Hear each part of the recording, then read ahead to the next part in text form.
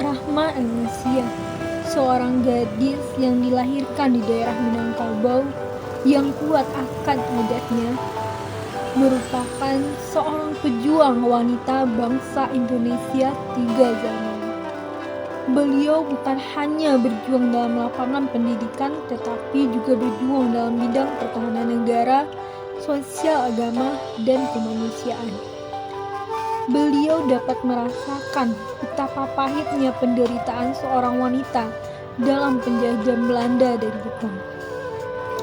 Rahma Elnusia dilahirkan di Kota Padang Panjang pada Jumat tanggal 1 Rajab 1318 Hijriah atau tanggal 29 Desember 1900. Berpulang ke rahmatullah pada Rabu tanggal 9 Zulhijjah 1388 Hijriah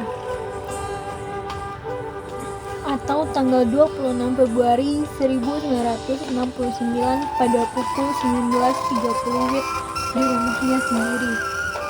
Ibunya bernama Rafiah, suku Sikumbang, negeri Bukit Nurungan, Padang Panjang.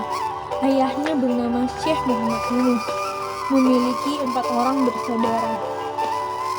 Pendidikan yang ditempuh beliau yaitu beliau tidak mendapatkan pendidikan dari ayahnya karena beliau telah meninggal ketika Rahma berusia anak-anak. Dibesarkan oleh ibu dan diasuh oleh kakak-kakaknya dengan lingkungan yang berpegang teguh pada adat. Dalam pendidikan, beliau hanya belajar tulis baca dari abangnya Zainuddin dan Amrasyad. Kemudian masuk ke sekolah yang didirikan kakaknya Zainuddin Labai, yaitu Dinia School. Tidak merasa puas dengan pendidikan yang ia terima, lalu sore harinya ia belajar agama secara mendalam kepada ulama besar di Surau Jembatan Besi dan di rumah seorang ulama besar di Gantangan, ayah dari Hamka. Di surau dan di rumah ulama ini hanya 4 orang saja murid wanita, selebihnya adalah laki-laki.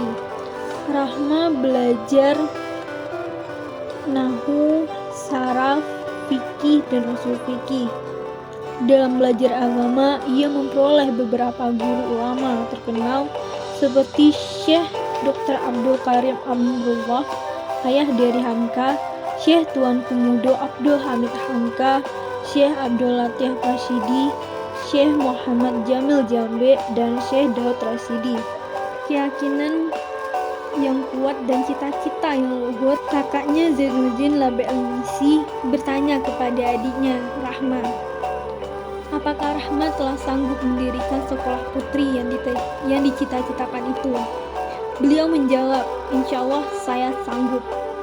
Kemudian dengan tekad yang bulat, dia mengemukakan idenya kepada kawan-kawan putrinya yang bergabung di organisasi PMDS. Beliau setuju dan serentak mengambil segala risiko yang kemungkinan terjadi. Pada tanggal 1 November 1923 berdirilah sebuah perguruan agama puteri di bumi Indonesia, berlokasi di Padang Panjang. Perguruan yang bermula diberi nama Al-Madrasatul Diniyah Lil Banat, kemudian lebih dikenal dengan Perguruan Diniyah Putri Padang Panjang. Pada masa penjajahan Belanda, perguruan ini dikenal dengan nama Diniyah School Puteri. Tapi masyarakat memberi nama sekolah ini yaitu Sekolah Ete Amah, sebab dalam kalangan masyarakat di Padang Panjang, terutama di Minangkabau, umum menyebut bahwa Rahma Elnusia dengan panggilan Ete Amah, sehingga diasosiasikan murid-murid yang berselendang berlilit dan mudawarah itu dengan murid Ete Amah. Beliau tidak gentar untuk mencari ilmu. Cita-citanya di dalam pendidikan yaitu ia sangat ingin melihat kaum wanita Indonesia mendapat kesempatan penuh menuntut ilmu pengetahuan yang sesuai dengan fitrah wanita sehingga dapat diamalkan dalam kehidupan sehari-hari dan mendidik mereka sanggup berdiri sendiri di atas kekuatan kaki sendiri. yaitu menjadi ibu pendidik yang cakap dan aktif, serta bertanggung jawab pada kesejahteraan bangsa dan tanah air, di mana kehidupan agama mendapat tempat yang layak. Beliau juga sebagai seorang yang mempelopori pembentukan Tentara Keamanan Rakyat atau TKR, dan juga sebagai membentuk pasukan ekstremis. Dari semua perjuangan ini, Ahmad Yanusyah banyak kita petik pelajaran dari ini. Mungkin sekian yang dapat saya sampaikan. Saya ucapkan terima kasih. Assalamualaikum warahmatullahi wabarakatuh.